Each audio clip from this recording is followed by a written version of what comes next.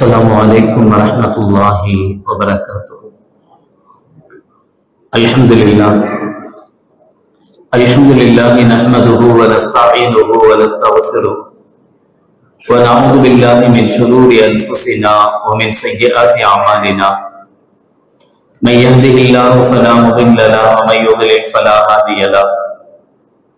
ونشهد أن لا إله إلا الله وحده لا شريك له ونشهد أن سيدنا ومولانا محمدا عبده ورسوله. اللهم صل على سيدنا مولانا محمد طب القلوب ودوائها وعافية الأبدان وشفائها ونور الأبصار وضيائها وعلى آله وصحبه وسلم. أما بعد فقد قال الله تعالى في القرآن العظيم الفرقان المجيد: أعوذ بالله من الشيطان الرجيم بسم الله الرحمن الرحيم. لينفق ذو سعة من سعته ومن قدر عليه رزقه فلينفق مما آتاه الله. قال النبي صلى الله عليه وسلم: الصدقة على المسكين صدقة وهي على ذي الرحم ثنتان صدقة وصلة أو كما قال عليه الصلاة والسلام. صدق الله العظيم وصدق رسوله النبي الكريم. سبحانك لا علم لنا إلا ما علمتنا إنك أنت العليم الحكيم. رب اشرح لي صدري ويسر لي أمري واحلل عقدة من لساني يفقهوا قولي. إن أريد إلا الإصلاح ما استطعت وما توفيقي إلا بالله. புகழ் அனைத்தும் அல்லாஹ் ஒருவனுக்கு உரித்தாகட்டுமாக. ஸலாத் என்னும் கருணையும் சலாம் என்னும் ஈடேற்றமும் ஈருலக சர்தார் எம்பெருமானார் ரசூலை கரீம் ஸல்லல்லாஹு அலைஹி வஸல்லம் அவர்கள் மீது, அவர்களுடைய அடிச்சுவடுகளை கடுகளவும் பிசகாது வாழ்ந்து வந்த உத்தம சத்திய சஹாபாக்கள், தாபிஈன்கள், தபா தாபிஈன்கள், நபிமார்கள், வலிமார்கள், ஷஹீதுகள் மற்றும் நம் அனைவர்கள் மீதும் ஏனைய இஸ்லாமியர்கள் மீதும் என்றென்றும் நிலவட்டுமாக. ஆமீன். பேரன்பிற்கும் பெருமதிப்பிற்கும் உரிய பெரியவர்களே, அல்லாஹ்வின் நல்லடியார்களே, அல்லாஹ் ஜல்ல ஷானஹு வ தஆலாவின் பெரும் கிருபையினால் புனித ரமலான் மாதத்தை அடைந்து 12ஆம் நாள் தராவீகை நிறைவு செய்து அமர்ந்திருக்கிறோம். அல்ஹம்துலில்லாஹ். இதுவரை உடல் ஆரோக்கியத்தை தந்து அமல் செய்ய வாய்ப்பளித்த அல்லாஹ் ஜல்ல ஷானஹு வ தஆலா மீதமுண்டான நாட்களிலேயும் முழுமையான உடல் ஆரோக்கியத்தோடு அதிகம் நல்லமல்கள் செய்த நல்லவர்கள் கூட்டத்தில் அல்லாஹ் நம் அனைவர்களையும் சேர்த்தல் புரிவானாக. ஆமீன். இன்றைய தலைப்பு குடும்ப பட்ஜெட். ஒமா அன்ஃபக்தும் மின் ஷைஇன் ஃபஹுவ யுக்லிஃபு. அல்லாஹ் ஜல்ல ஷானஹு வ தஆலா சொல்வார், நீங்கள் எதை செலவு செய்தாலும், நீங்கள் என்ன செலவு செய்தாலும் ஃபஹுவ யுக்லிஃபு, அல்லாஹ் ஜல்ல ஷானஹு வ தஆலா அதற்கு பகரத்தை தருவார். நீங்க எவ்வளவு தான தர்மங்கள் செய்தாலும் அதை விட பன்மடங்காக அல்லாஹ் ஜல்ல ஷானஹு வ தஆலா உங்களுக்கு திருப்பி தருவார். இங்க சொல்லப்படுகிற இந்த நஃபகா, செலவு, ஒமா அன்ஃபக்தும் அப்படின்னா நீங்கள் எதவு செலவு செய்கிறீர்களோ அது திரும்ப உங்களுக்கு கிடைக்கும். நல்லதா போச்சு. நமக்கு பிரச்சனையே அதான், செலவு பண்றதுதான், செலவு தான் ஆகிட்டே இருக்கு, வரவு வர மாட்டேங்குது, அதுதான் பிரச்சனை.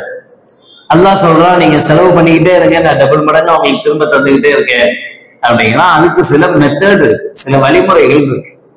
அந்த முறைப்படி செலவு செய்தால் உண்மையிலேயே அது ரிட்டர்ன் கிடைக்கும். இன்னும் சொல்ல போனா இந்த உலகத்திலேயும் கிடைக்கும், அது அல்லாம நாளைக்கு மறுமையிலேயும் அல்லாஹ் ஸுப்ஹானஹு வ தஆலா தருவார். அதுதான் சதகாக்கள், தான தர்மங்கள். ஒரு சில நபர்கள்ட்ட இப்படி சில குணங்கள் இருக்கும். சில பேர் இப்படி இருப்பாங்க, சில பேர் அப்படி இருப்பாங்க. குடும்பத்துக்கு, நம்முடைய மனைவி மக்களுக்கு, பெற்றவங்களுக்கு அப்படின்னா தாராளமா செலவு செய்வாங்க சில பேர். ஆனா இதே விஷயம் அடுத்தவங்களுக்கு, ஒரு ஏழைக்கு, ஒரு பள்ளிக்கு, மதரசாக்கு, ஏதோ மற்ற விஷயங்கள் வரும்போது கஞ்சத்தனம் பண்ணுவாங்க. அதுல அவ்வளவா கை நீளாது. சில பேர் இருக்காது, வெளியில டேங்கப்பா கேட்கவே வேணாம், அள்ளி அள்ளி வீசுவார், ஊருக்கெல்லாம் கொடுப்பார், பயங்கரமா கொடுப்பார், எல்லாத்துக்கும் செய்வார். ஆனா வீட்டுக்குள்ள தன்னுடைய மனைவிக்கோ, தன்னுடைய பிள்ளைகளுக்கோ, தன்னுடைய பெற்றோர்களுக்கோ, தன்னுடைய உறவுகளுக்கோ, அண்ணன் தம்பிகளுக்கோ அவங்களுக்கு கொடுக்க சொன்னா மட்டும் கணக்கு பார்ப்பார். இப்படி சில பேர் இருப்பாங்க. இங்க நாம பார்க்கக்கூடியது இவங்க இந்த 2வது கேட்டகரியில உள்ளவங்க. நீங்க சில பேரை பாருங்க, இந்த வீடியோலாம் ரொம்ப பேர் அங்க போனார், யாராவது ஒரு கஷ்டம்னு வாய் திறந்துட்ட போதும் உடனே அங்க அவர் போய் நிற்பார். உடனே அவருக்கு உண்டான அந்த கஷ்டத்தை உடனே நீக்கிடுவார். எல்லாம் செய்வார். அவங்களுக்கு வீட்டை கட்டி கொடுப்பாரு, இவங்களுக்கு கடையை வச்சு கொடுப்பாரு, அவங்களுக்கு பைக் வாங்கி கொடுப்பாரு, எல்லாம் பண்றாரு. அவங்க அப்பாவும் அம்மாவும் கூட செய்வதான் வந்துட்டு இருக்கிறார். ஏன் கண்டுக்க மாட்டேங்கிறார்? ஏன் கண்டுக்கு தெரியலையா? ஊருக்கெல்லாம் செய்யறாரு, பயங்கரமா பண்றாரு. ஆனா தன்னுடைய குடும்பத்தை, தன்னுடைய பெத்தவங்க இன்னும் அந்த குடிசையில தான் இருக்காங்க. அவங்க சிரமப்படுறாங்க, கஷ்டப்படுறாங்க, ஒருவேளை சாப்பாட்டுக்கு வழி இல்லாம சிரமப்படுறாங்க. ஆனா அவங்களை கண்டுக்கிறதுக்கு ஆள் இல்லை. அப்ப மார்க்கம் என்ன செய்யுது அப்படின்னா, நபிகள் நாயகம் ரசூலுல்லாஹி ஸல்லல்லாஹு அலைஹி வஸல்லம் அவர்கள் சொல்லுவாங்க, முதல்ல குடும்பம்னா என்ன? ஃபர்ஸ்ட் அது குடும்பத்துக்கு தானே பட்ஜெட் போட போறோம். ஃபர்ஸ்ட் குடும்பம்னா என்ன? யாராவது ஒரு பையனை எழுப்பி, என்னடா குடும்பம், உங்க வீட்டுல எத்தனை பேரா, ஃபேமிலியில எத்தனை பேர் அப்படின்னா டக்குன்னு சொல்லிடுவான். நாங்க 3 பேர், நானு, எங்க அத்தா, எங்க அம்மா, கொஞ்சம் பேசு. ஒத்த பிள்ளையா இருந்தா கூட அண்ணனோ அக்காவோ தங்கச்சோ தம்பியோ யாராவது இருந்தா 4 பேர், அதோட முடிஞ்சு. அதான் ஃபேமிலி. குடும்பம் அப்படிங்கிறது அதுதான். ஆனா உண்மையிலே குடும்பம்ங்கிறது அப்படி கிடையாது. எப்ப இப்படி ஆச்சு அப்படின்னா, எப்ப கல்யாணம் முடிஞ்ச உடனே தனி ரேஷன் கார்டு வாங்கணுமோ அப்ப இப்படி ஆயிப்போச்சு. ஃபேமிலி கார்டுனா அந்த 3 பேர் தான் இருக்கு. ஆனா முதல்லலாம் ரேஷன் கார்டுல அப்படி இருக்காது. ரேஷன் கார்டுல பாத்தீங்கன்னா 15 பேர் இருக்கும் ஒரு ரேஷன் கார்டுல. அத்தா இருப்பாரு, அம்மா இருப்பாங்க, பிள்ளைங்க இருப்பாங்க, அவங்களுடைய மாமனார் இருப்பாரு, மாமியார் இருப்பாங்க, எல்லாமே ஒரு ரேஷன் கார்டு தான். ஒரே ரேஷன் கார்டுல 15 பேர் இருக்கும். 15 பேருக்கு ரேஷன் பொருள் வாங்குவாங்க. அப்ப ஃபேமிலி அப்படிங்கிறது 15 பேரா இருந்துச்சு. இப்ப எப்ப கல்யாணம் முடிஞ்ச உடனேயே ரேஷன் கார்டுக்கு அப்ளை பண்ண ஆரம்பிச்சோமோ அப்ப ஃபேமிலி அப்படிங்கிறது 2, அப்புறமா புள்ள பிறந்தா 3, அதோட நின்றதே தவிர அது அதிகமாக மாட்டேங்குது. அதை பார்த்தோ என்னவோ நம்ம பிள்ளைங்களும் அப்படியே புரிஞ்சுக்கிறாங்க. ஆமா, ஃபேமிலி அப்படின்னா நாம, நம்ம அத்தா அம்மா, பினிஷ், புரிஞ்சு போச்சு, அவ்வளவுதான். அவங்க அத்தா அம்மா இருப்பாங்கல்ல, பாட்டி தாத்தா, அவங்க எல்லாம் ஃபேமிலியில வரமாட்டாங்க. அப்புறம் இவருடைய அண்ணன் தம்பி, பெரியத்தா சின்னத்தா, அவங்களும் ஃபேமிலியில வரமாட்டாங்க. அப்புறம் மாமி அத்தை, அவங்களும் ஃபேமிலியில வரமாட்டாங்க. ஃபேமிலிங்கிறது நாமும் நம்மளை பெற்றவங்களும் அல்லது நம்முடைய பிள்ளைகள் மட்டுமோ இல்லை. ஃபேமிலி அப்படிங்கிறது நாம, நம்மளை பெற்றவங்க, நாம பெற்றவங்க, அப்புறம் நம்முடைய உறவுகள், நம்ம உடன் பிறந்தவங்க, இவங்க எல்லாம் சேர்ந்துதான் குடும்பம் அப்படின்னு சொல்லுவாங்க. நம்ம எப்ப பட்ஜெட் போடுறதா இருந்தாலும் நம்ம ஃபேமிலிக்கு, கொண்டாட்டி பிள்ளைக்கு அதோட நிப்பாட்டி கொள்ளக்கூடாது, நிறுத்தி கொள்ளக்கூடாது. நம்முடைய உறவுகள்ல சிரமப்படுறவங்க, கஷ்டப்படுறவங்க, அண்ணன் தம்பி சிரமப்படுறாங்களா, அக்கா தங்கச்சி சிரமப்படுறாங்களா, யார் எப்படி இருக்கிறாங்களோ அதே மாதிரி அத்தா அம்மா பெற்றவங்க, இவங்களுக்கும் சேர்த்துதான் எப்பவுமே நம்முடைய பட்ஜெட் இருக்கணும். எந்த அளவுக்குன்னு சொன்னா, நம்முடைய நாயகம் ரசூலுல்லாஹி ஸல்லல்லாஹு அலைஹி வஸல்லம் அவங்க சொல்லுவாங்க, இன்ன மாலக்க லி அபீக்க, நீ சம்பாதிக்கிற சொத்து இருக்குல்ல, நீ சம்பாதிக்கிற சொத்து உன்னுடைய அத்தாவுக்கு சொந்தமானது. இதெல்லாம் அநியாயமா போச்சு. நீ தான் சம்பாதிப்ப, கஷ்டப்படுவ, ஆனா சொத்துக்குண்டான உரிமையாளர் யாருன்னு சொல்றாங்க ஸல்லல்லாஹு அலைஹி வஸல்லம்? அத்தா தான். உடனே அத்தா தான் சந்தோஷப்படக்கூடாது. நல்லதா போச்சு, இப்படி ஒரு ஹதீஸ் இருக்கா, இவ்வளவு நாளா தெரியாம போச்சே, இனி பாத்துக்கிறான் அவனை அப்படின்னு சொல்லி உடனே கோதால இறங்கிடக்கூடாது. அதுக்கு என்ன மீனிங் அப்படின்னா, அத்தாவுக்கு உன் சொத்துல அதிக உரிமை இருக்குன்னு அர்த்தம். அத்தாவை விட்டுட்டு அம்மாவை விட்டுட்டு உன் சொத்து கிடையாது. நீ இன்னைக்கு நல்லா இருக்க, நீ இன்னைக்கு சொத்து சம்பாதிக்கிற, நீ இன்னைக்கு உங்ககிட்ட வருமானம் வருதுன்னா காரணம் இருந்தது யாரு? உன்னை பெற்றவங்க தானே. பெற்று எவ்வளவு சிரமப்பட்டு உன்னை வளர்த்து கஷ்டப்பட்டு, நீ எவ்வளவோ படிக்க மாட்டேன்னு தலைகீழ நின்று கூட சிரமப்பட்டு கஷ்டப்பட்டு போய், எத்தனை தடவை பிரின்சிபல் ரூமுக்கு கூட விட்டுருப்பாங்க அத்தாவையும் அம்மாவையும், அங்கெல்லாம் போய் தலை குனிஞ்சு நின்று, அவர் படிக்கும்போது கூட அப்படி இருந்திருக்க மாட்டார் பாவம். நம்மளை படிக்க வைக்கிறதுக்குள்ள அவர் போதும் போதும் ஆகி இவ்வளவு சிரமப்பட்டு கஷ்டப்பட்டு படிக்க வச்ச பின்னாடி இன்னைக்கு நாம 4 காசு சம்பாதிக்கிறோம். 4 காசு சம்பாதிக்க ஆரம்பிச்ச உடனேயே ஒரு கெத்து வந்துருது. நான் தான் எல்லாம். இனி அத்தாவோ என்ன நீங்க கண்ட்ரோல் பண்ணக்கூடாது. நான் சம்பாதிக்கிறேன், எனக்கு தெரியும் எப்படி செலவு பண்ணணும்னு எனக்கு தெரியும்.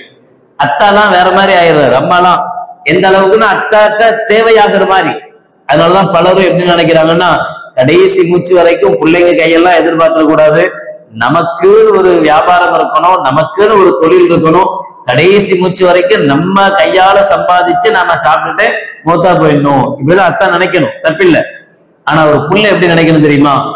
எங்க அத்தாவை நான் உட்கார வச்சு ராஜா மாதிரி உட்கார வச்சு சாப்பாடு போடணும். எனக்காக எங்க அத்தா எவ்வளவு சிரமப்பட்டாரு, எங்க அம்மா எவ்வளவு சிரமப்பட்டாங்க.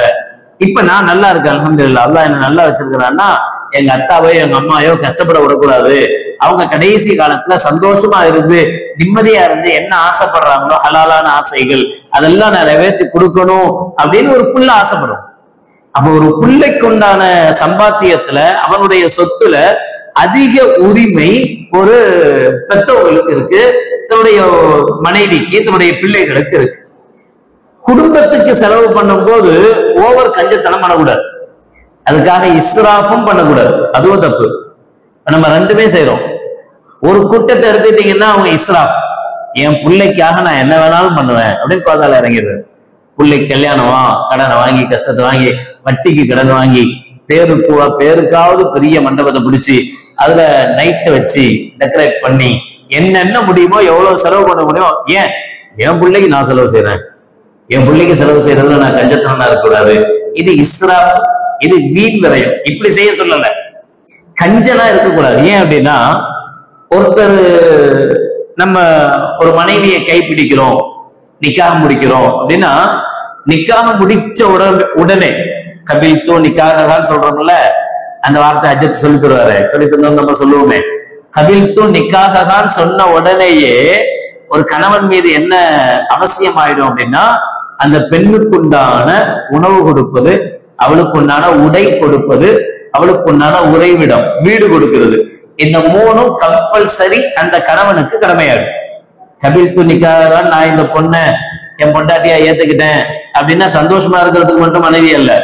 என்னெல்லாம் கபில் தூ, நான் இவளுடைய உணவுக்கு கபில் தூ பொறுப்பெடுத்துக் கொண்டேன், நான் இவளுடைய உடைக்கு கபில் தூ பொறுப்பெடுத்துக் கொண்டேன், நான் இவளை தங்க வைக்கிறதுக்கு உண்டான இடத்துக்கு கபில் தூ பொறுப்பெடுத்துக் கொண்டேன். இந்த மூணும் ஒரு ஆணுக்கு கம்பல்சரி அவசியமாயிடும். இந்த மூணையும் கண்டிப்பா கொடுத்தாலும் இதுல மாற்றுக்கிறதுக்கு வழியே கிடையாது. இதுக்கு இடம் கொடுக்கணும், உடுக்க உடை கொடுக்கணும், அப்புறம் சாப்பாட்டுக்கு உண்டான ஏற்பாடு செய்யணும். ஃபர்ஸ்ட் பெருனா தலைப்பெருனா உங்க அத்தா வீட்டுல போய் ஏதாவது வாங்கிட்டு வா, எனக்கு சேர்த்து பேண்ட் ஷர்ட் வாங்கிட்டு வா, அப்படிலாம் செய்யக்கூடாது. அதெல்லாம் நல்ல ஆம்பளைக்கு அழகல்ல, அது நல்ல ஆணுக்குண்டான அழகா இருக்கக்கூடாது. மாமனாரா விரும்பி கொடுக்குறாரு, அது வேற விஷயம், வாங்கிக்கலாம்ல, சரி அது பிரச்சனை இல்லை. நாமளா வம்படியா என்ன செய்யக்கூடாது, பொண்டாட்டிய விரட்டி விடக்கூடாது. உங்க வீட்டுக்கு போ, உங்க வீட்டுல போய் அதை வாங்கிட்டு வா இதை வாங்கிட்டு வா அப்படி சொல்லி என்ன செய்யக்கூடாது, அனுப்பக்கூடாது. அது ஒரு ஆண் மகனுக்கு உண்டான அழகல், இவனுக்கு தான் கடமை. அதனாலதான் ஸல்லல்லாஹு அலைஹி வஸல்லம் சொல்றாங்க, உனக்கு வசதி இருந்தால் திருமணம் முடித்துக்கொள், ஃபல்யத்தஸவ்வஜ். உனக்கு வசதி இருந்தால், வசதி இருந்தால்னா மனைவியை சந்தோஷப்படுத்துற ஆற்றலும் இருக்கணும், உன் மனைவியை வச்சு காப்பாத்துற வசதியும் வாய்ப்பு இருக்கணும், சம்பாத்தியம் இருக்கணும். அப்படி வாய்ப்பு இருந்தா கல்யாணம் முடியும். அதுக்குண்டான வாய்ப்பு இல்லை அப்படின்னா ஃபல்யஸும், நோன்பு வச்சுக்க, அது உனக்கு நல்லது. உன்னுடைய இச்சையை கட்டுப்படுத்துவதற்கு நோன்பு பெஸ்ட். அதிகமா நோன்பு வை, நோன்பு வச்சுட்டு இரு. எப்ப உனக்கு வசதி வருதோ, உன்னால கல்யாணம் முடிக்க முடியும்ன்ற நிலைமை வருதோ அப்ப கல்யாணம் முடிச்சுக்க அப்படின்னு ஸல்லல்லாஹு அலைஹி வஸல்லம் சொல்லி கொடுக்கறதுக்கு என்ன காரணம்? எப்ப கல்யாணம் முடிக்கிறோமோ அப்ப அந்த மனைவிக்கு உண்டான உரிமை, அவளுக்கு என்ன தேவையோ அதை நம்ம கொடுக்கணும். வஅலல் மௌலூதி லஹு ரிஸ்குஹுன்ன வ கிஸ்வத்துஹுன்ன பில் மஅரூஃப். சூரத்துல் பக்கரா 2வது அத்தியாயத்துல 233வது ஆயத்துல அல்லாஹ் சொல்றான், வஅலல் மௌலூதி லஹு, உன்னுடைய மனைவிக்கு அப்படி சொல்லல அல்லாஹ், உனக்காக குழந்தை பெற்று தருகிற பெண்ணுக்கு அப்படின்னு சொல்றான். மனைவி என்ன சொல்றான், உனக்காக குழந்தை பெற்றா, உன் அது உனக்காக குழந்தை பெற்று தருகிற மனைவிக்கு உன் மீது என்ன கடமை, ரிஸ்குஹுன்ன வ கிஸ்வத்துஹுன்ன, அவளுக்குண்டான உணவு கொடுப்பதும் உன் கடமை, அவளுக்குண்டான உடை துணிமணிகள் கொடுப்பதும் உனக்கு கடமை. எப்படி கொடுக்கணும், பில் மஅரூஃப், நல்ல விதத்துல கொடுக்கணும். நல்ல விதத்துல கொடுக்கணும். ஆஃபர் போட்டான், ஆஃபர்ல கிடைச்சது, பாதி ரேட்ல கிடைச்சது, ஒண்ணுமில்லாம அப்படிலாம் அள்ளி கொண்டு வந்து போட்டுக்கூடாது. நம்ம மனைவின்னு சொன்னா தப்பா போயிடும். சரி, என் மனைவி நல்லது கொடுக்கணும் அப்படின்னு நினைக்கணும். ஒவ்வொருத்தரும் என் ஒய்ஃப், என் மனைவி நல்லது கொடுக்கணும், என் புள்ள நல்லது கொடுக்கணும் அப்படின்னு நினைக்கணும். சில இடங்கள்ல இப்படி நடக்கும். கணவனுடைய வருமானம் ரொம்ப கம்மியா இருக்கும். ஆனா கம்மியான வருமானம் இருக்கும்போது மனைவி பாடா படுத்தி எடுத்துருவாங்க. உச்சந்தலையை பிடிச்சி உயிர்ந்து எடுத்துருவாங்க. நீங்க தான் 1 லட்சம் ரூபாய் வாங்குறீங்களே, ஆமா, அப்ப 50,000 ரூபாய்க்கு பணம் வாங்கி கொடுங்க. என்ன கெட்டு போச்சு? இல்லம்மா, அது இருக்கு, இது இருக்கு, இஎம்ஐ இருக்கு, வீட்டு இஎம்ஐ இருக்கு, கார் இஎம்ஐ இருக்கு, எல்லா இஎம்ஐ வரிசையா இருக்கு, அதெல்லாம் கட்டி அதெல்லாம் முடியாது, எப்படியாவது சேர்த்து வச்சு எனக்கு எடுத்து கொடுங்க, பக்கத்து வீட்டுக்காரனை பாருங்கன்னு ஆரம்பிச்சிடலாம். அப்ப அதுக்கு என்ன பண்றது அப்படின்னா, அல்லாஹ் அதுக்கு ஒரு வழி சொல்றான். சூரத்து தலாக்ல 7வது வசனத்துல, லியுன்ஃபிக் து சஅத்தின் மின் சஅத்தி, எவ்வளவு செலவு பண்ணும் நம்முடைய மனைவிக்கு, நம்முடைய பிள்ளைகளுக்கு, நம்முடைய குடும்பத்துக்குன்னு நம்ம எவ்வளவு செலவு பண்ணோம் அப்படின்னா அல்லாஹ் கணக்கு சொல்றான். லியுன்ஃபிக் து சஅத்தின் மின் சஅத்தி, உனக்கு என்ன வருமானம் இருக்கிறதோ, உனக்கு என்ன முடியுமோ அந்த அளவுக்கு நீ செலவு செய். நீ அளவுக்கு மீறி செலவு செய்யணும்னு சொல்லல. அவங்க அப்படி இருக்காங்க அதனால நீ இப்ப இப்படி இருக்கணும் அப்படி இல்லை. நமக்கு ஒரு ஆணுக்கு அவனுக்கு என்ன சம்பாத்தியம் இருக்கோ, அவனால என்ன சம்பாதிச்சுட்டு வரானோ, அவனுக்கு என்ன இது இருக்கோ அந்த அளவுக்கு தன்னுடைய மனைவி மக்களுக்கு அவன் செய்யணும். வமன் குதிர அலைஹி ரிஸ்குஹு, ஒருவேளை அவனுடைய ரிஸ்க் அவனுக்கு நெருக்குதலாக ஆக்கப்பட்டால், சிலர் அப்படி நடக்கும். ஒரு காலத்துல நல்லா இருக்கும், நல்லா இருக்கும் போது நல்லா வாங்கி கொடுத்துருப்போம், நல்லா செஞ்சிருப்போம், எல்லாம் நடந்திருக்கும். திடீர்னு ஆபீஸ்ல நிறுத்திருப்பான் ஏதாவது காரணங்கள் சொல்லி. அப்புறம் 3 மாசத்துக்கு சம்பாத்தியமே இல்லாம வீட்லயே உட்கார்ந்துருப்பார் பாவம். அங்கங்க வேலை கிடைக்காதான்னு சேர்ந்து அலைஞ்சிட்டு இருப்பார் மாப்பிள்ள. ஆனா அதை பத்தி எல்லாம் கவலை கிடையாது. பெருநா வந்தா புது ட்ரெஸ் வேணும், பெருநா வந்துடுச்சு, இல்லம்மா 3 மாசமா சும்மா வெட்டியா போய்கிட்டு இருக்கேன், சோறு திங்கிறதே கஷ்டமா, அதெல்லாம் எனக்கு தெரியாது. ஒரு பெருநாளைக்கு கூட சந்தோஷமா இருக்கிறது இல்லைன்னு கண்ணீர் வடிக்க ஆரம்பிச்சா போச்சு. கடனையாவது எதையாவது போய் வாங்கிட்டு வந்து அது எப்படியாவது ஒரு சேலையை எடுத்து கொடுத்தா தான். அப்படி இருக்கக்கூடாது ஒரு மனைவி. அல்லாஹ் சொல்றான், ஒமன் குதிர அலைஹி ரிஸ்குஹு, ஒருவேளை உங்களுக்கு அல்லாஹ் கொடுத்த ரிஸ்கில் குறைவு ஏற்பட்டால் ஃபல்யுன்ஃபிக் மிம்மா ஆத்தாஹுல்லாஹ், அப்ப அல்லாஹ் அவனுக்கு எதை கொடுத்தானோ அதிலிருந்து அவன் செலவு செய்யட்டும். அப்ப அந்த சம்பாத்தியத்துக்கு தோதுவான். இப்ப நமக்கு என்ன சம்பாத்தியம் இருக்கோ, நமக்கு என்ன வருமானம் இருக்கிறதோ அந்த வருமானத்துக்கு தோதுவாக அவன் செலவு செய்யட்டும். அப்ப ஒவ்வொரு மனிதனும் யாரையும் பார்த்தல்ல, அவர் அப்படி வாங்கி கொடுத்தா நம்மளும் இப்படி வாங்கி கொடுக்கணும், இவர் அப்படி வாங்கி கொடுத்தா அவரும் அப்படி வாங்கி கொடுக்கணும், அதல்ல. ஒவ்வொருத்தரும் தனிப்பட்ட முறையில நமக்கு என்ன முடியுமோ, நம்மளுடைய பொருளாதாரம் எந்த அளவுக்கு இருக்குமோ அந்த அளவுக்கு மனைவி மக்களுக்கு உண்டான ட்ரெஸ் எடுத்து கொடுக்க வேண்டிய கடமை. நீங்க பாக்குறத பார்த்தா அதெல்லாம் நல்லாதான் சட்டை எடுத்து கொடுத்துட்டு இருக்கோம், எங்களுக்கு தான் பேண்ட் சட்டை இல்லாம பீரோவே காலியா இருக்கு அப்படிங்கிற மாதிரி இருக்குல்ல. அவங்களும் அப்படி நினைக்கணும்ல, அவங்களும் அப்படி நினைக்கணும். சரி, நமக்கு தான் இவ்வளவு சேலை இருக்கு, நமக்கு தான் இவ்வளவு ட்ரெஸ் இருக்கு, அது மாதிரி ஃபுல்லா வச்சிருக்கிறோமே, பாவம் அந்த மனுஷன் தான் டெய்லி வெளியில போயிட்டு வர்றாரு, அவருக்கு தான் இன்னும் 4 பேண்ட் ஷர்ட் வேணும் அப்படின்னு என்ன செய்யணும். குடும்ப பட்ஜெட்டுங்கிறது வெறும் கணவன் மட்டும் செலவு பண்றது இல்லையே, மனைவி கொண்டானதை மனைவியே செலவு பண்ணணும், மனைவி ஆசைப்படணும், தன்னுடைய கணவனுக்கு ஏதாவது செய்யணும்னு ஆசைப்படணும், வாங்கி கொடுக்கணும்னு ஆசைப்படணும், ஆசைப்பட்டு செய்யணும் இல்லையா. அதான குடும்பம். 2 பேரும் மாறி மாறி ஒருத்தருக்குள்ள ஒருத்தர் செஞ்சுக்கிறதுக்கு பேர் தானே குடும்பம். அன்னை ஹதீஜா ரலியல்லாஹு தஆலா அன்ஹா, எம்மணி நாயகம் ரசூலுல்லாஹி ஸல்லல்லாஹு அலைஹி வஸல்லம் அவர்களை விட அதிகமாக சம்பாதிச்சவங்க. கல்யாணம் முடிக்கும் போது பெரிய கோடீஸ்வரி. நபிகள் நாயகம் ஸல்லல்லாஹு அலைஹி வஸல்லம் ஹதீஜா அம்மாட்ட வேலை செஞ்சவங்க. அப்ப முதலாளி அம்மாட்ட எவ்வளவு காசு இருக்கும், எவ்வளவு பவர் இருக்கும். முதலாளி அம்மாட்ட இருந்த ஒட்டுமொத்த பணமும் ஒட்டுமொத்த சொத்தும் ஷோபே அபி தாலிப்ல அன்னை ஹதீஜா ரலியல்லாஹு தஆலா அன்ஹா அவர்கள் சாப்பிடுவதற்கு வழி இல்லாம இலைதலைகள்லாம் எடுத்து சாப்பிடும் போது கண்மணி நாயகம் ஸல்லல்லாஹு அலைஹி வஸல்லம் கண்ணீர் வடிப்பாங்க. கண்ணீர் வடிச்சு சொல்லுவாங்க, இந்த ஹதீஜா, கோடீஸ்வரியாக வாழ்ந்த இந்த ஹதீஜா எனக்காக இந்த ஹதீஜா தன்னுடைய சொத்துக்களை எல்லாம் செலவு செய்றா, என்னுடைய மார்க்கத்துக்காக சொத்துக்களை எல்லாம் செலவு செய்யற ஹதீஜா என்று நபிகள் நாயகம் ஸல்லல்லாஹு அலைஹி வஸல்லம் சொல்லுவாங்க. ஒரு கட்டத்துல கணவனுடைய சிரமம் இருக்கு, கணவன் கஷ்டப்படுறாரு அப்படிங்கும் போது, மனைவிட்ட பணம் இருக்கு, மனைவிட்ட காசு இருக்குங்கும் போது மனைவி செலவு செய்ய தயாராகும். கணவன் கேட்டு வம்படியா வாங்கக்கூடாது. நீதான் போட்டு வந்தியே உங்க வீட்டுல இருந்து 30 பவுன். இப்ப ரொம்ப பேரு கல்யாண வீட்டுல மனைவி ஏதாவது நகை போட்டு வந்தா அது என்னமோ இவனுக்கே சொன்ன மாதிரியே தான் பேசுறான். கிடையவே கிடையாது. லிர்ரிஜாலி நசீபும் மிம்மக்தஸபு வலின் நிசாஇ நசீபும் மிம்மக்தஸப்ன அல்லாஹ் சொல்ற வார்த்தை. ஒரு ஆண் சம்பாதிக்க கூடியது ஆணுக்கு சொந்தம், ஒரு பெண் சம்பாதிக்க கூடியது பெண்ணுக்கு சொந்தம். அவ்வளவுதான். அவங்க அம்மா அவளுக்கு போட்டாங்க, அவங்க அத்தை அவளுக்கு போட்டாங்க, அதுக்கு நமக்கு என்ன சம்பந்தம்? கல்யாணம் முடிஞ்சதுனால நம்ம மனைவிட்ட நகை இருக்கு, அவ்வளவுதானே தவிர அந்த நகை நமக்கு சொந்தமா? கிடையவே கிடையாது. ஜக்காத் கொடுக்கிற நீதிகள் வருது இல்ல, ஜக்காத்துடைய சட்டங்கள்ல பார்ப்போம். ஜக்காத்துடைய சட்டங்கள் பார்க்கும்போது மனைவி அணிந்திருக்கக்கூடிய அந்த நகைக்கு மனைவியின் மீது ஜக்காத் வாஜிப், மனைவி ஜக்காத் கொடுக்கணும். கணவன்கிட்ட பணம் இருந்தா கணவன் ஜக்காத் கொடுக்கணும். மனைவியினுடைய நகைக்கு கணவன் மீது கடமை இல்லை. ஆனா ஒரு புருஷன் இல்லையா முன்னாடி அவன் எங்க கொடுப்பாரா, அவளுக்கா நானே கொடுக்குறேன் அப்படின்னு முன் வந்து கொடுத்தால் கூடும், அது வேற. ஆனா ஜக்காத் யாருக்கு கடமை? அந்த நகைக்கு அந்த பெண்ணு தான் கொடுக்கணும். அப்போ ஒரு கணவன் என்ன செய்யக்கூடாதுன்னா, இவன் சிரமப்படுறான், கஷ்டப்படுறான், இவன் கஷ்டப்படும் போது மனைவிட்ட நகை இருக்கு, அவள்கிட்ட அதுக்குண்டான வாய்ப்புகள் இருக்குன்னா அதை இவன் பறிக்க கூடாது. பம்படியே கேட்டு நீ எதுக்கு சும்மா வச்சிருக்க, தேவையில்லாம கொண்டா, நான் வியாபாரம் பண்ண போறேன். இவனுடைய வியாபார லட்சணம் அவளுக்கு தெரியும், இவன் என்ன கிழிப்பான் அப்படின்றது அவளுக்கு தெரியும். இவதான் பார்த்துட்டு இருக்காளே, குடும்பம் நடத்துறாள், 20 வருஷமா குடும்பம் நடத்துறா, 30 வருஷமா குடும்பம் நடத்துறா. இவர் ஒவ்வொரு தடவையும் இப்படித்தான் 10 லட்ச ரூபா வாங்குவாரு, கொண்டு போடுவாரு, போட்டு ஒண்ணும் இல்லாம 2 வருஷத்துக்கு திரும்பி வருவாரு. அப்புறம் இன்னொரு 5 லட்ச ரூபா கொடுப்பாரு, அப்ப கொடுப்பா. அப்புறம் இன்னும் கொஞ்சம் நாள்ல அதையும் ஒண்ணும் இல்லாம ஆகிட்டு வருவாரு. இவருக்கும் வியாபாரத்துக்கும் செட் ஆகாதுன்னு அவளுக்கு தெரியும், மனைவிக்கு தெரியும். அதனால உங்களுக்கு இது செட் ஆகாது, நீங்க வேலைக்கு போங்க.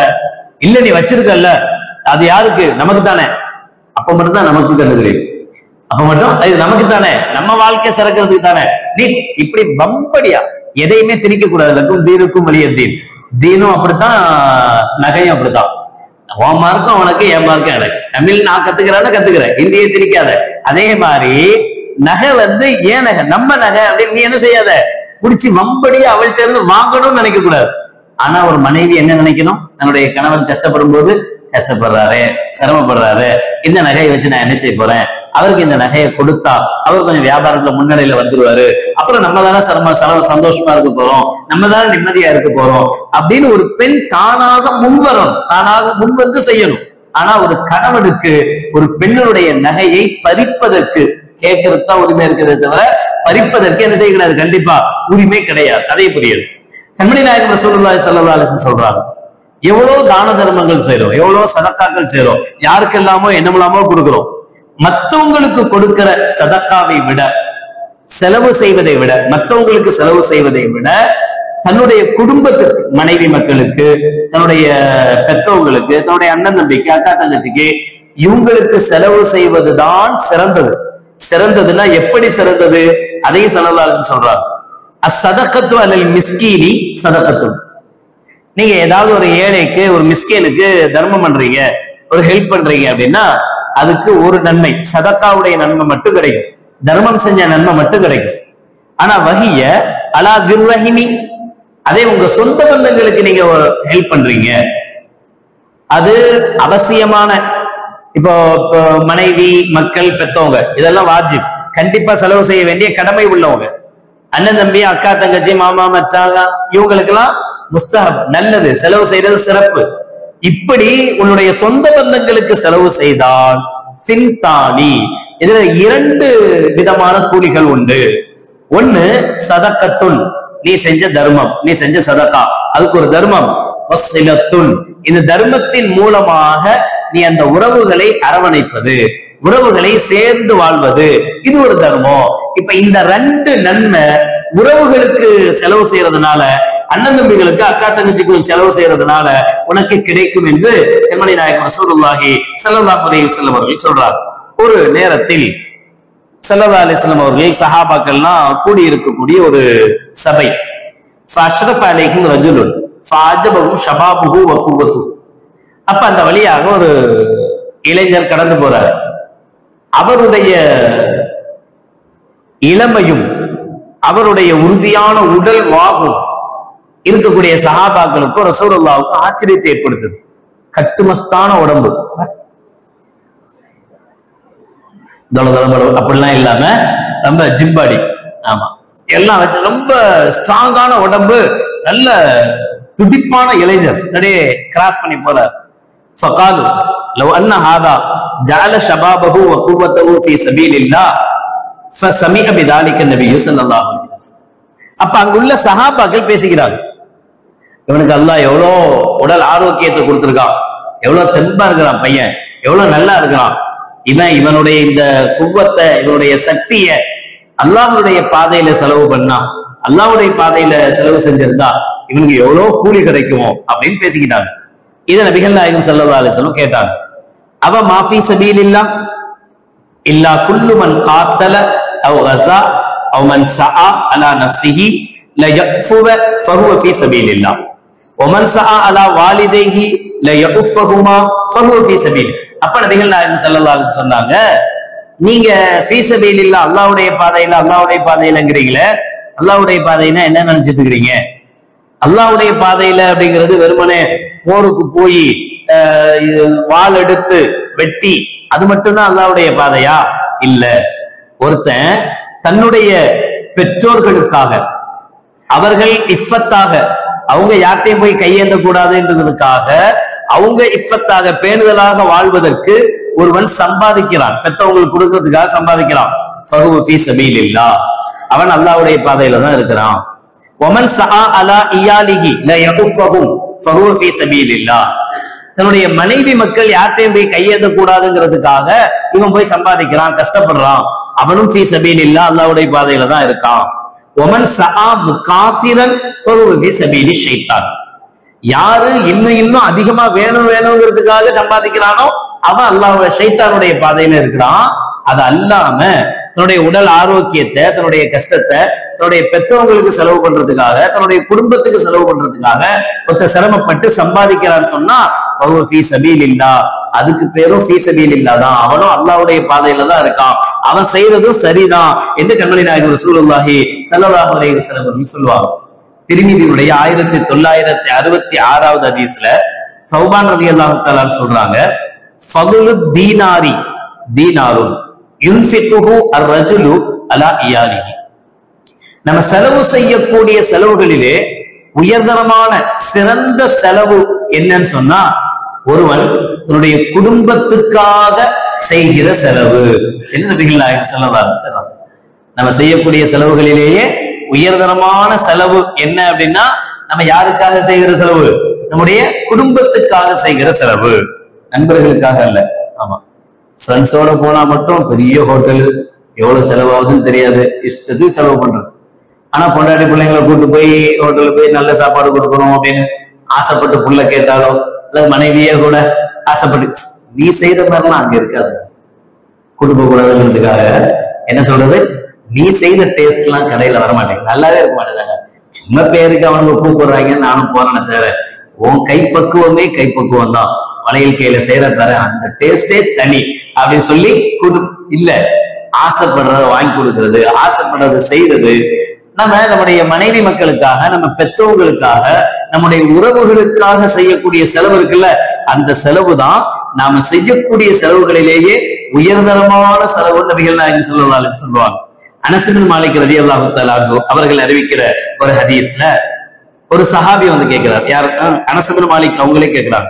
ஃபகுல்து, நான் ரசூலுல்லாஹ்ட்ட கேட்டேன், யா ரசூலல்லாஹ் ஸல்லல்லாஹு அலைஹி வஸல்லம், கலாஉ ஹாஜத்தில் முஸ்லிமி அஹப்பு இலைக்க அம் மிஅத்த ரகஅத்தன் ததவ்வுஅன். யா ரசூலல்லாஹ், ஒருத்தர் கஷ்டப்படுறாரு, கஷ்டப்படுறவருக்கு ஹெல்ப் பண்றது உங்களுக்கு ரொம்ப பிடிக்குமா, அல்லது ஒரு 100 ரகாஅத் நஃபில் தொழுகிறது உங்களுக்கு பிடிக்குமா? இதுல நான் எது பெஸ்ட்? ஒரு 100 ரகாஅத் நஃபில் தொழவா, அல்லது யாராவது ஒருவங்க கஷ்டப்படுறாங்க, கஷ்டப்படுறவங்களுக்கு நான் ஹெல்ப் பண்ணவா, இந்த ரெண்டுல உங்களுக்கு எது ரொம்ப பிடிக்கும் அப்படின்னு நான் ஸல்லல்லாஹு அலைஹி வஸல்லம் கேட்டேன். கண்மணி நாயகம் ஸல்லல்லாஹு அலைஹி வஸல்லம் அவர்கள் சொன்னாங்க, கலாஉ ஹாஜத்தில் முஸ்லிமி அஹப்பு இலைய, எனக்கு 100 ரகாஅத் தொழுவதை விட அந்த கஷ்டப்பட்டவனுக்கு உதவி செஞ்சீங்கல்ல, உதவி செய்றீங்கல்ல, அதுதான் எனக்கு ரொம்ப பிடிக்கும்னு சொன்னாங்க. தரக்கு லுக்குமத்தின் மினல் ஹராம் அஹப்பு இலைக்க அம் அல்ஃப ரகஅத்தின் ததவ்வுஆ. யா ரசூலல்லாஹ், நான் 1000 ரக்காத்துகள் தொழுவது சிறப்பானதா, உங்களுக்கு பிடித்தமானதா, அல்லது ஹராமான ஒரு கபல உணவை தவிர்த்து கொள்வது உங்களுக்கு பிடிக்குமா? என்ன செய்யணும்? 1000 ரக்காத் தொழுவேன், ஆனா ஹராமான தீனி தின்ப, அது பெஸ்டா, அல்லது ஹராமானதை நான் தவிர்த்துக்கிறேன் ஆனா 1000 ரக்காத்துல தொழுவல்ல, எது உங்களுக்கு பிடிக்கும்? ஸல்லல்லாஹு அலைஹி சொன்னாங்க, தர்க்கு லுக்குமத்தின் மினல் ஹராம், ஹராத்திலிருந்து ஒரு கவல உணவை நீ விடுறல்ல, அதான் சிறந்தது. எதை விட? 1000 ரக்காத் தொழுவதை விட இதுதான் எனக்கு பிடிக்கும். மறுபடியும் கேட்டார், தர்க்குல் ஹீபத்தி அஹப்பு இலைக்க அம் அல்ஃப ரகஅத்தின் ததவ்வுஆ. யா ரசூலல்லாஹ், 1000 ரக்காத் நான் தொழுவது உங்களுக்கு பிடிக்குமா, அல்லது அடுத்தவனை பத்தி புறம் பேசாம இருக்கிறது உங்களுக்கு பிடிக்குமா? ஸல்லல்லாஹு அலைஹி சொன்னாங்க, நீ 1000 ரக்காத் தொழுவதை விட அடுத்தவனை பத்தி பேசாம இருக்கிறது தான் எனக்கு பிடிக்கும். நீ 1000 ரக்காத் தொழுது அவனை பத்தி பேசி இந்த தொழுகையெல்லாம் வீணா போறதுக்கு 1000 ரக்காத் நஃபில் தொழுகிறதை விட எது பெஸ்ட்? நீ அடுத்தவனை பத்தி புறம் பேசாமல் இருப்பது பெஸ்ட். இப்படியே நபிகள் நாயகம் ரசூலுல்லாஹி ஸல்லல்லாஹு அலைஹி வஸல்லம் ஒவ்வொன்னா அவர் கேட்டுக்கிட்டே வர்றார். கலாவு ஹாஜத்தில் அருமிலத்தி அஹப்பு இலைக்க அம் அஷரத்தி ஆலாஃபி ரகாத்தின் ததவ்வுஆ. 1,00,000 ரக்காத்தை நான் தொழுகிறது சிறப்பா, உங்களுக்கு பிடிக்குமா, அல்லது ஒரு விதவை பெண்மணிக்கு அவங்களுடைய ஹாஜத்தை, அவங்களுடைய தேவையை நிறைவேற்றி கேட்பது பிடிக்குமா? ஸல்லல்லாஹு அலைஹி சொன்னாங்க, 1,00,000 ரக்காத்து தொழுவதை விட ஒரு விதவை பெண்மணிக்கு உதவி செய்யறது தான் பிடிக்கும்.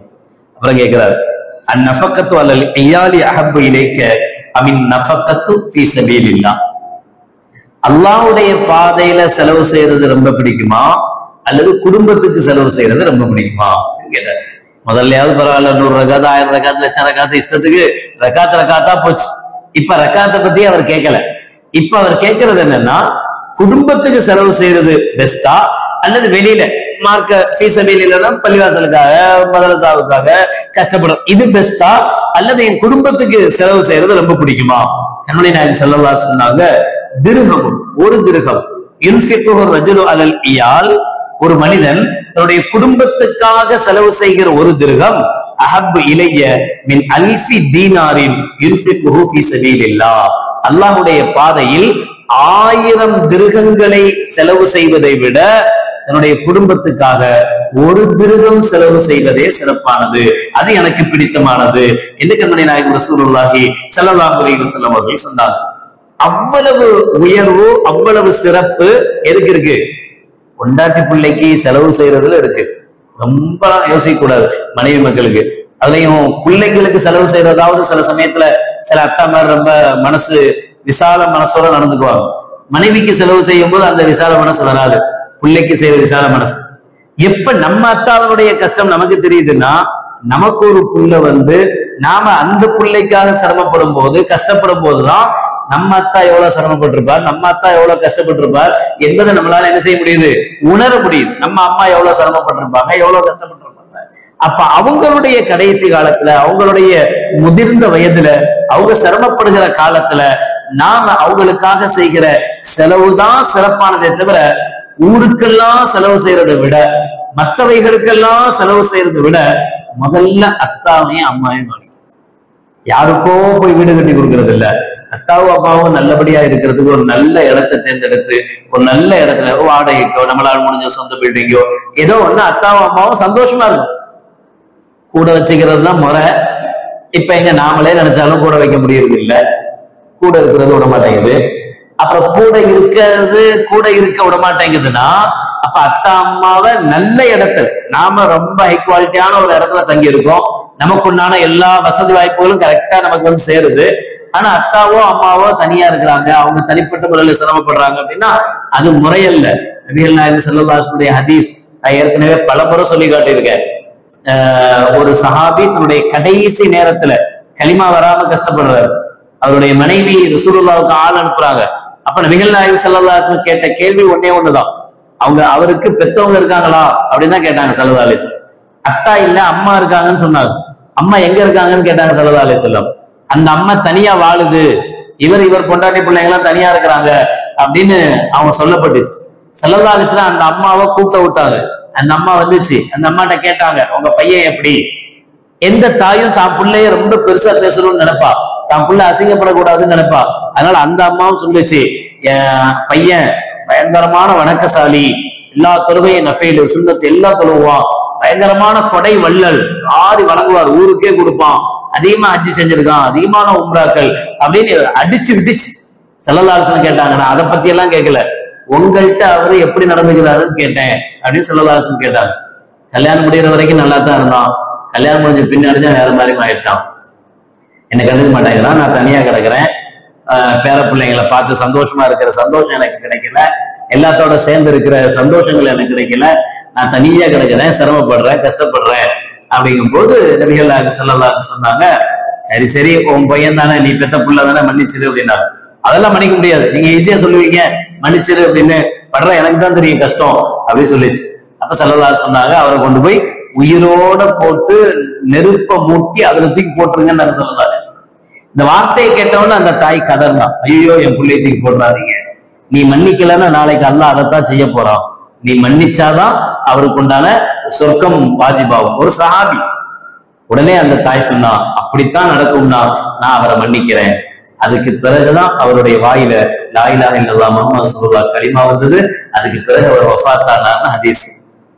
அப்ப ஒரு தாயினுடைய கோபம், பெற்றவங்களுடைய கோபம், நாம சந்தோஷமா இருந்து நாம நிம்மதியா இருந்து நம்மளை பெற்றவங்களை சிரமப்படுத்தலாம், நம்ம பெற்றவங்களை கஷ்டப்படுத்தலாம், அவங்களுடைய ஒவ்வொரு மன குமுறல்களும் இருக்குல்ல, நல்லா பாதுகாக்கணும். நம்மளுடைய வாழ்க்கையை சிறக்க விடாது, சிறப்பாக அமையாது. ஒவ்வொரு பிள்ளையும் என்ன நினைக்கணும், பெற்றவங்களை விட்டுறக்கூடாதுன்னு நினைக்கணும். ஒவ்வொரு பெற்றவங்களும் என்ன நினைக்கணும், பரவாயில்ல நம்ம பிள்ளையாவது நல்லா இருக்கட்டும் நினைக்கணும். பெற்றவங்க என்ன நினைக்கணும், நான் கஷ்டப்படுற கயிறு, என் வாழ்க்கை முடிஞ்சு போச்சு, கடைசி காலம் இங்கனையோ எப்படியோ இருந்து என் வாழ்க்கை கழிஞ்சிரும், பாவம் அவன் வாழ்க்கையில எதுவும் சிரமம் வந்துடக்கூடாது, அவன் எதுவும் கஷ்டப்படக்கூடாது, அவன் சொல்ல பேச்சு கேட்டுட்டு நடந்துட்டு போறான், அவனாவது நல்லா இருக்கட்டும்னு அத்தா நினைக்கணும். அத்தாவும் அம்மா என்ன செஞ்சிடக்கூடாது, பதுவா செஞ்சிடக்கூடாது, மனசு விரும்பிடக்கூடாது. மனசு கஷ்டப்பட்டா, மனசு விரும்புனா அது யாரை பாதிக்கும், பெத்தவங்களை பாதிக்கும். அதனால நம்ம ஊருக்கெல்லாம் செய்யறது அல்ல பெருசு, நம்ம யாருக்கெல்லாமோ அள்ளி கொடுக்கறது அல்ல பெருசு, நாம நம்ம உரியவர்களுக்கு வாஜிபு, அத்தாவுக்கும் அம்மாவுக்கும் கொடுப்பது கடமை. அதை முடிச்ச பின்னாடி எக்ஸ்ட்ரா இருந்தாதான் ஃபீ சபீலில்லாஹ், அல்லாஹ்வுடைய பாதை, பள்ளிவாசலுக்கு மதரசாக எதா இருந்தாலும் சரி, முதல்ல அத்தாவையும் அம்மாவையும் கவனிக்கிறது தான் ஃபர்ஸ்ட், தன்னுடைய மனைவியையும் பிள்ளைகளையும் கவனிக்கிறது தான் முதல் கடமை. அது முடிஞ்ச பிறகு அடுத்த கடமையாக அண்ணன் தம்பிகள் உறவுகள் பார்க்கணும். நம்ம உறவு, நம்ம அண்ணன் தம்பி எந்த அளவுக்கு நான் ஜக்காத்தை கொடுக்குறோமே, ஜக்காத்தை கூட ஒருத்தர் அண்ணன் இருக்காரு, அண்ணன் நல்ல வசதியா இருக்காரு, அவருக்கு ஜக்காத் காசு இருக்கு, தம்பி ரொம்ப கஷ்டப்படுறான், அவன்கிட்ட ஜக்காத் வாங்குறதுக்கு தகுதி உள்ளவன், ஒரு வருஷ காலம் 50,000 ரூபாய் அவன்கிட்ட சேவிங்ல இல்ல அப்படின்னா, அண்ணன் தம்பிக்கு கொடுக்கறது தான் சிறப்பு, ஊருக்கெல்லாம் கொடுக்கறது இல்ல.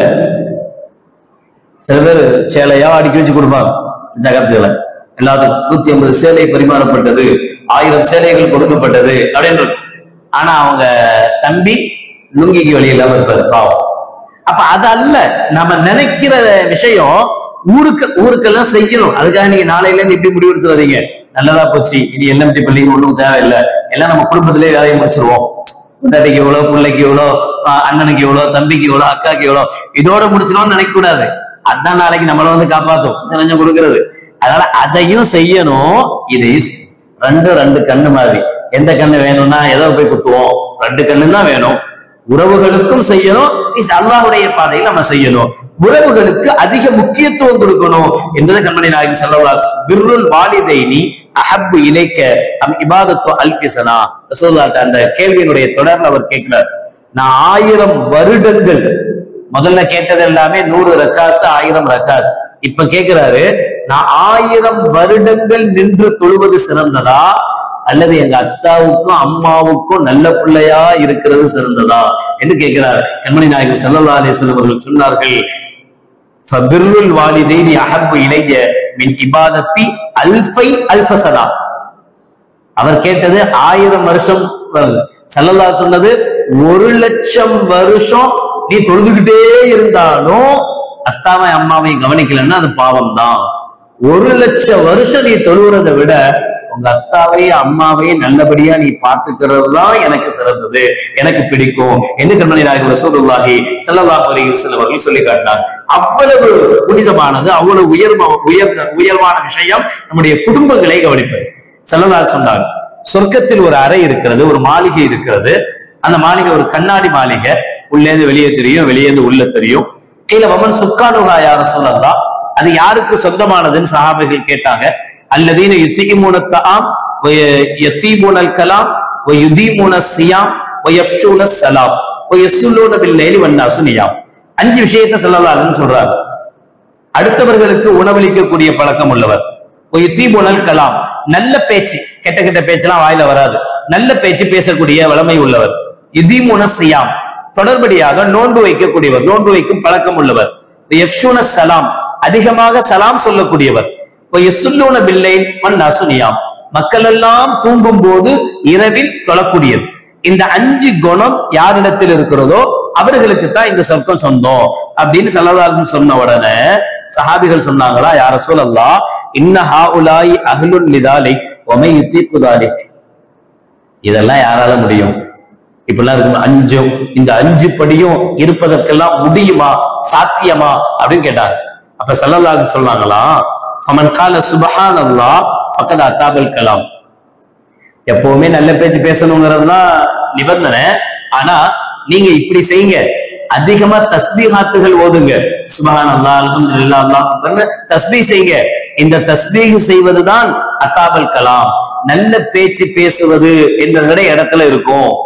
ஒமன் அத்தஅம அஹ்லிஹி ஃபகத் அத்தஅம தஆம், யார் தன்னுடைய குடும்பத்துக்கு நல்ல முறையில் உணவளிக்கிறாரோ அவர் எல்லோருக்கும் உணவளித்தவரை போல.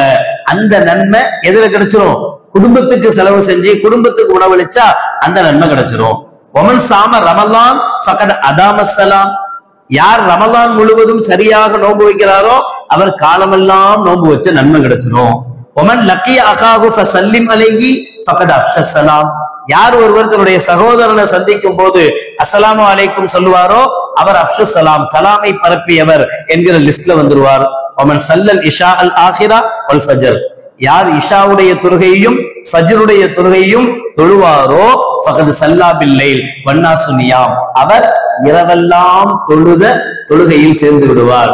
இது முடியாத உங்களால அப்படின்னு நபிகள் நாயகம் ஸல்லல்லாஹு அலைஹி வஸல்லம் கேட்கிறாங்க. இது முடியாதா? இது முடியும் தானே? இந்த 5 விஷயம் சாதாரண விஷயம் தானே? இந்த 5 செய்யுங்க, இன்ஷா அல்லாஹ் அந்த கண்ணாடி சொர்க்கம் உங்களுக்கு சொந்தமானது என்று கண்மணி நாயகம் ரசூலுல்லாஹி ஸல்லல்லாஹு அலைஹி வஸல்லம் அவர்கள் சொன்னார். இத ரஜுல் இதா சகா இம்ரஅத்தஹு மினல் மாஇ அஜ்ர், ஒரு ஹதீஸ்ல ஸல்லல்லாஹு சொல்றாங்க, தன்னுடைய மனைவிக்கு 1 மிடர் தண்ணீர் கொடுப்பதற்கு கூட அல்லாஹ்விடத்தில் கூலி உண்டு. கடமைதான், கடமையத்தான் செய்யறோம், நம்ம தான் கொடுக்கணும், நம்ம தான் கொடுத்தாகணும். ஆனா அதுக்கும் அல்லாஹ் என்ன செய்வான்? அஜர் தருவான், அதுக்கும் அல்லாஹ் கூலி தருவான் என்று நபிகள் நாயகம் ரசூலுல்லாஹி ஸல்லல்லாஹு அலைஹி வஸல்லம் சொல்லுவாங்க.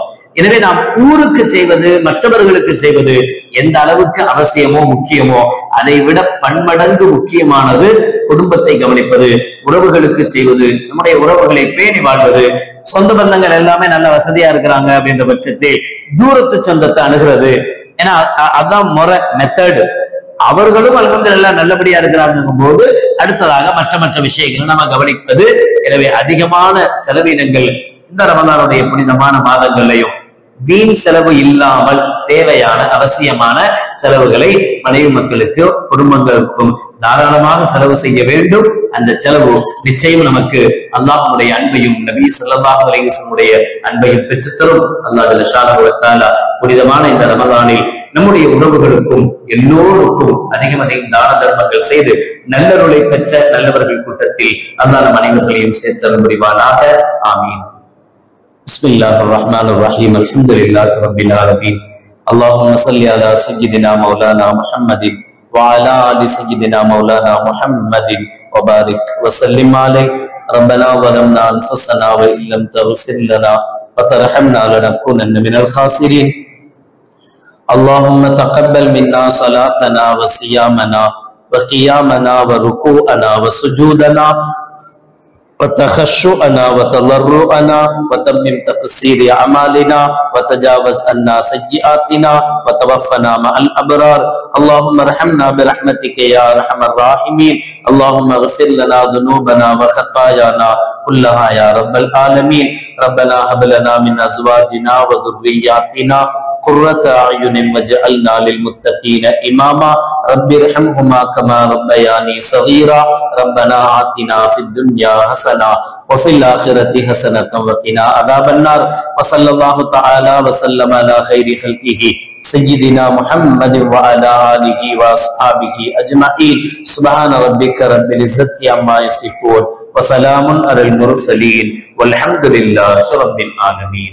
سبحان الله وبحمده سبحانك اللهم وبحمدك أشهد أن لا إله إلا أنت أستغفرك وأتوب إليك. سبحان ربك رب العزة عما يصفون وسلام على المرسلين والحمد لله رب العالمين. صلى الله على محمد صلى الله عليه وسلم. صلى الله على محمد صلى الله عليه وسلم. صلى الله على محمد يا رب صل عليه وسلم. السلام عليكم ورحمة الله.